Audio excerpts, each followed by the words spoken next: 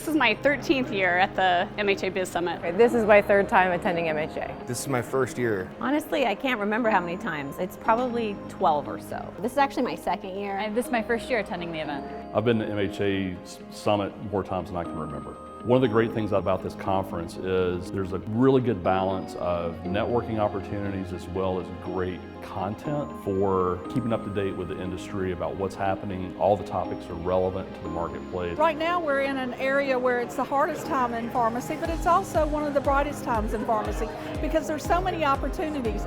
And when you network with other people and you help each other, you end up doing more than you would alone. The MHA conference offers more targeted information for the job that I do. It takes into account different market trends as well as financial implications to our business. So it's more of a one-stop shop, if you will, than what the other conferences are. So at the end of the day, we got a common cause of trying to better the industry, and this is one of the few places we can come together to do that. We get a lot of good information when we come here.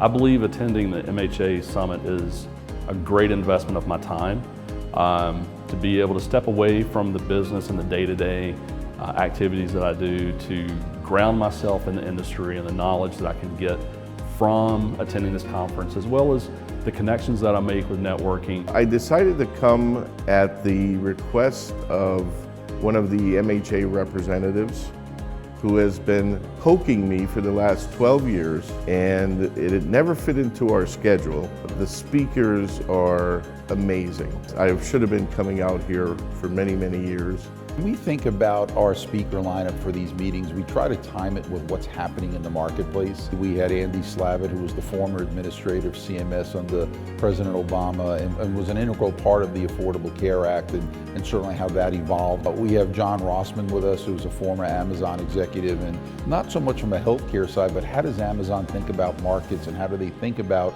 product development? So I think very exciting in terms of having him here. And then Major Dan Rooney, who I've had the privilege of seeing before, and really just a great inspirational speaker. And so I think when you get to see what he talks about, I think the room is going to literally light up when it's said and done. What we want is our members walking away knowing and learning and feeling something that they hadn't learned or felt or knew before they came into the room. I really enjoyed hearing the last speaker, John Jones, talk about pharmacy law matters.